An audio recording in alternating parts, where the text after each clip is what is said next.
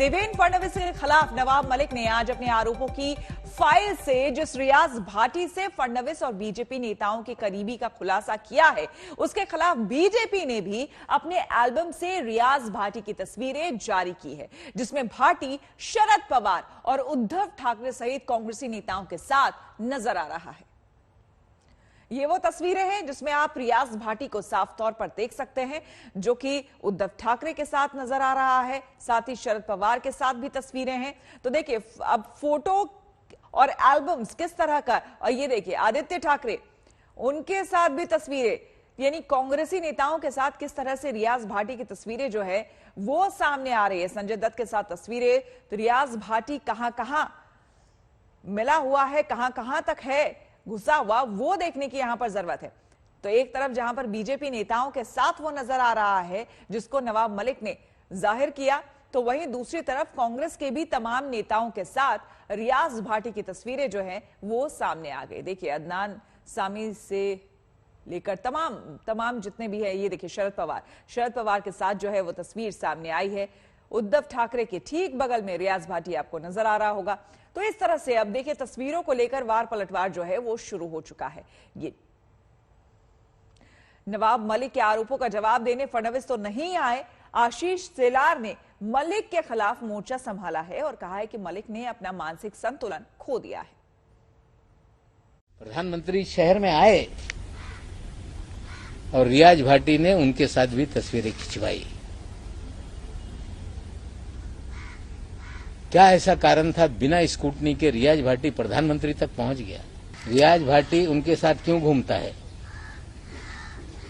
2 passport के साथ अगर कोई अंडरवर्ल्ड का आरोपी एयरपोर्ट पे डिटेन हो जाए तो 2 दिन में कैसे छूट जाता है? प्रधानमंत्री के कार्यक्रम में वीआईपी के पास कैसे बन जाते हैं? किंवा रियाज भाटी वाढदिवसाच्या शुभेच्छा कोणाला देत आहे? मला वाटतं कोणाची नावं बदनाम करण्यासाठी फोटोचा धंदा करू नका। तुम्ही एक बोट दाखवाल, 4 बोट तुमच्याकडे येतील आणि त्यामुळे माननीय देवेंद्र फडणवीसजींचा रियाज भाटीशी काही संबंध, संपर्क आणि विषय असण्याचं कारणच नाही। आपको बता दें कि मुंबई के ड्रग्स कांड पर सियासी वार हर हद को तोड़ चुके हैं। फडणवीस ने नवाब मलिक पर अंडरवर्ल्ड से रिश्तों का आरोप लगाया तो मलिक आज जाली नोटों के आरोपों के साथ सामने आ गए। मलिक ने कहा कि फडणवीस के संरक्षण में जाली नोटों का जाल फैला, जिसके तार पाकिस्तान से लेकर डी कंपनी तक थे। मलिक ने यहां तक कहा है कि विदेशों से फोन के बाद उनके राज में पुलिस ने मामले सुलटाए हैं। तो फडणवीस ने भी घुमा फिराकर जवाब दिया। ये सीधा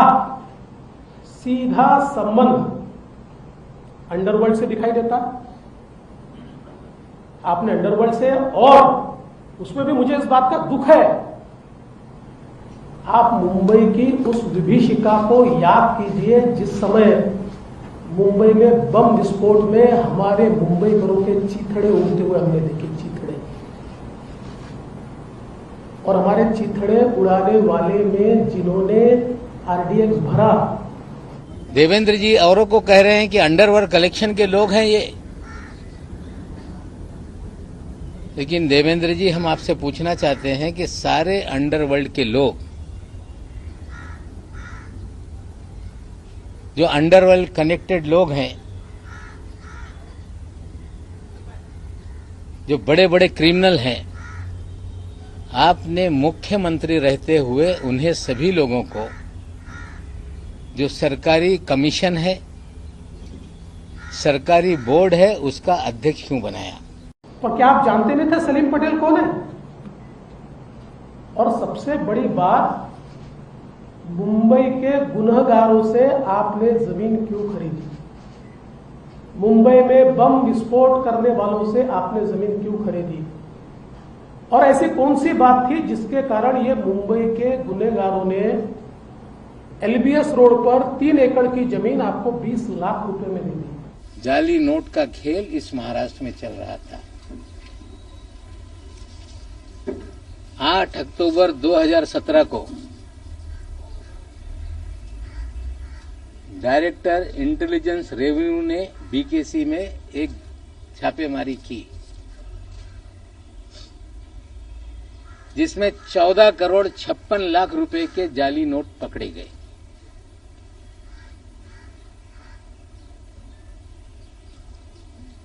और उस मामले को रफा दफा करने के लिए देवेंद्र जी ने उसमें मदद करने का काम किया।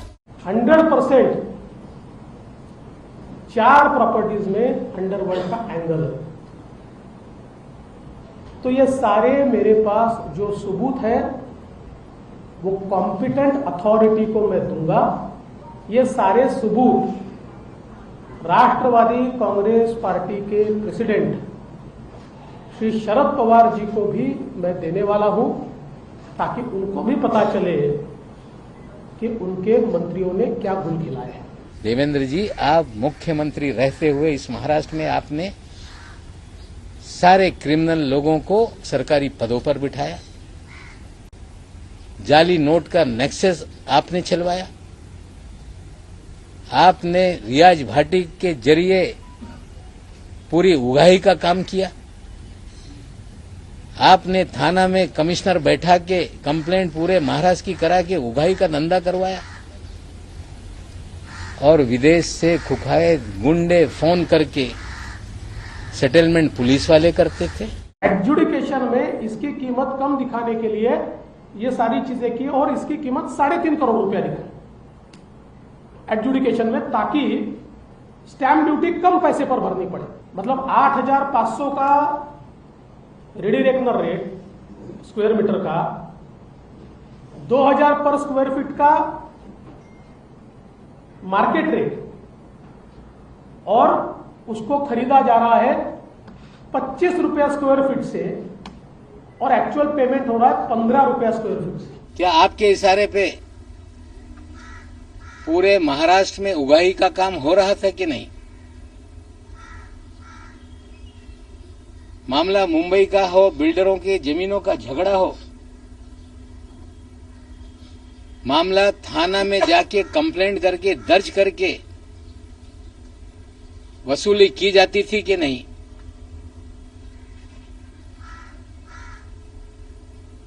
जमीन मालिकों को पकड़ के लाते थे और सारी जमीनें अपने नाम पे लिखा ली जाती थी, ये सच है कि नहीं?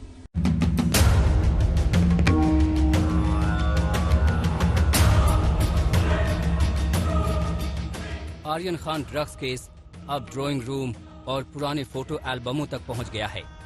बीजेपी और महाराष्ट्र सरकार के बीच नाक की लड़ाई बन चुके इस मामले में महाराष्ट्र के गठबंधन की ओर से कमान संभाल रखी है मंत्री नवाब मलिक ने। मलिक ने एक दिन पहले दावा किया था कि आज वो हाइड्रोजन बम गिराएंगे, लेकिन बम की जगह वो लेकर आ गए नया चेहरा, जिसका नाम है रियाज भाटी। एनसीपी ने कई दिग्गज बीजेपी नेताओं के साथ भाटी की तस्वीरें जारी की और कई संगीन आरोपों की बौछार कर दी। नवाब मलिक का आरोप है कि भाटी का दाऊद गिरोह से कनेक्शन है। भाटी पर फर्जी पासपोर्ट केस होने के बावजूद उसे 2 दिन में छोड़ दिया गया।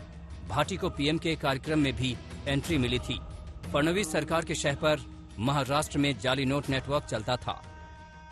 2017 में 14.5 करोड़ के जाली नोट का मामला ठंडे बस्ते में डाल दिया गया। पाकिस्तान की जाली नोट भारत में चले,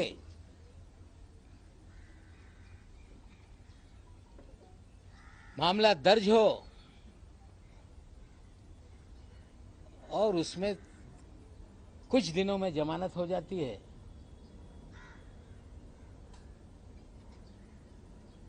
मामला एनआईए को नहीं दिया जाता। नोट कहां से आ रही थी उसकी अंतिम जांच कभी आगे नहीं बढ़ती, क्योंकि जो लोग ये सब जाली नोट का रैकेट चला रहे थे उन्हें कहीं ना कहीं तत्कालीन सरकार का संरक्षण था। हम आपसे पूछना चाहते हैं कि रियाज भाटी कौन है?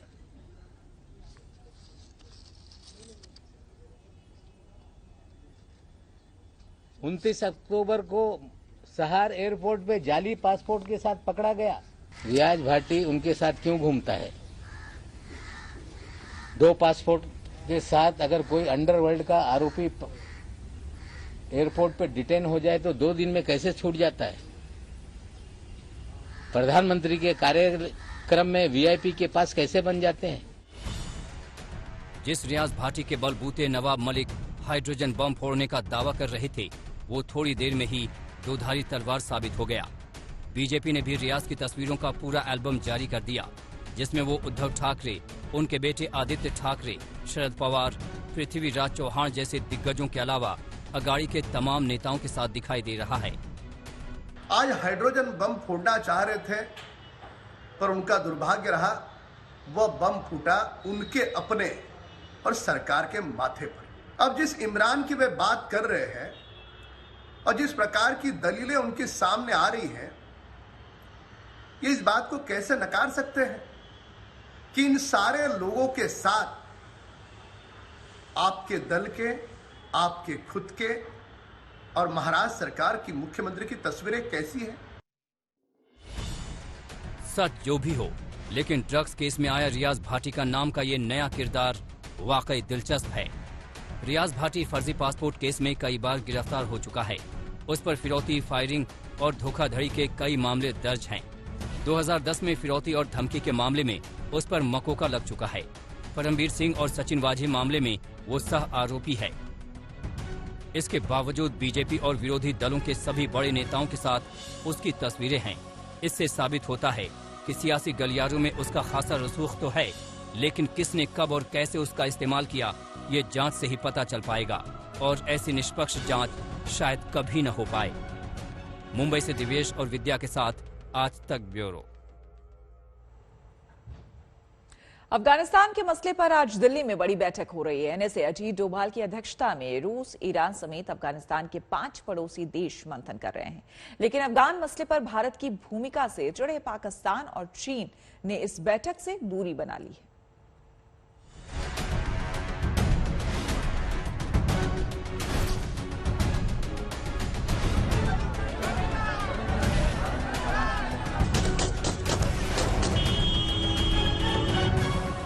करीब 2.5 महीने पहले अफगानिस्तान की धरती पर एक बार फिर से बड़ी उथल पुथल हुई थी।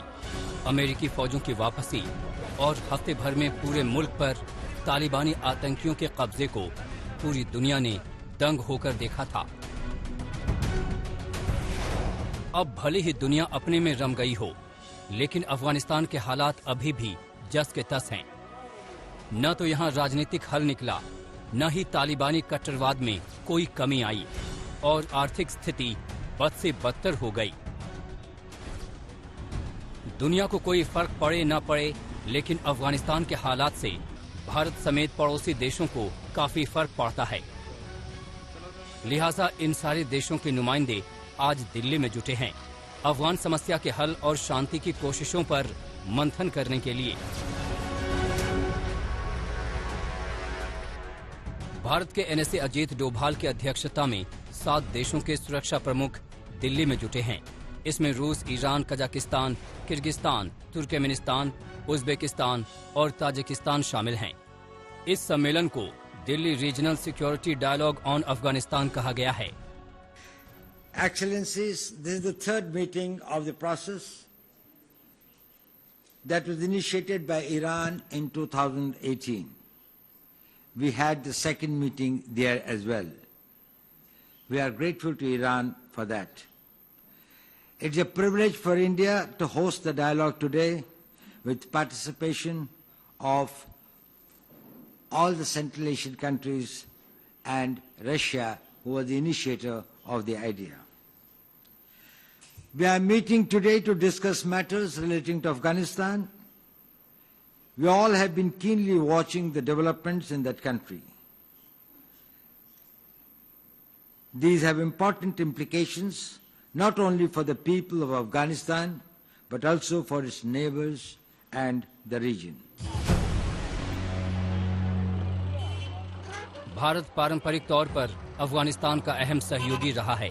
तालिबान के कब्जे से पहले 2 दशकों में भारत ने अफगानिस्तान में इंफ्रास्ट्रक्चर के विकास के लिए $3 अरब से ज्यादा की रकम खर्च की है। यहाँ तक कि तालिबान ने भी विकास के लिए भारत के योगदान को स्वीकार किया है। लेकिन तालिबानी कट्टरता, आतंकी संगठनों से इसके जुड़ाव और आतंक पालने वाले देशों से तालिबान की नजदीकियां भारत समेत पूरे क्षेत्र के लिए बड़ी चिंता बन गया है। दिल्ली डायलॉग के जरिए इन्हीं चिंताओं पर चर्चा और हल के साझा तरीकों पर बात हो रही है। तालिबान राज वाले अफगानिस्तान से पड़ोसियों को जो सबसे बड़ी चिंताएं हैं वो हैं सीमा पार से आने वाला आतंकवाद, ड्रग्स की तस्करी, शरणार्थियों की समस्या, अफगानिस्तान के खस्ता आर्थिक हालात, अफगानिस्तान के लोगों को मानवीय मदद। This is the time for close consultations amongst us, greater cooperation and interaction and coordination among the regional countries. I am confident that our deliberations will be productive, useful, and will contribute to help the people of Afghanistan and enhance our collective security. Afghanistan के हालात क्या हैं, इसका एक नमूना देखिए। लड़कियों की ताइक्वांडो की ट्रेनिंग क्लास चोरी छुपे चलाई जा रही है, क्योंकि अगर तालिबानियों को पता चल गया तो कोच और लड़कियों की खैर नहीं। लड़कियों का स्कूल और नौकरियों पर जाना पहले से ही पहरे में है। दुनिया जानती है कि तालिबानियों समेत दुनिया भर के आतंकियों को पालने पोसने वाला पाकिस्तान अफगानिस्तान के इस हालात का जिम्मेदार है।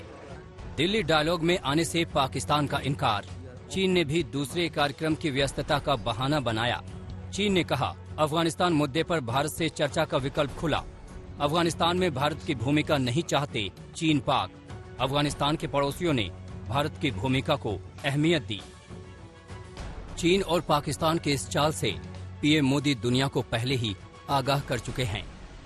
अफगानिस्तान में हाल के घटनाक्रम का सबसे अधिक प्रभाव हम जैसे पड़ोसी देशों पर होगा और इसलिए इस मुद्दे पर क्षेत्रीय फोकस और क्षेत्रीय सहयोग बहुत ही आवश्यक है।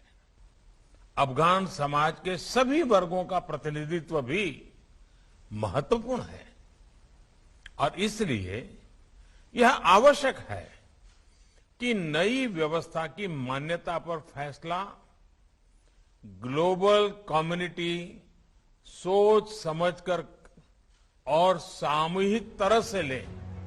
चीन और पाकिस्तान की चालबाजियों के बावजूद अफगानिस्तान के पड़ोसियों का दिल्ली में जुटना इस बात का सीधा संदेश है कि अफगानिस्तान मुद्दे के हल में भारत की सक्रिय भागीदारी जरूरी है।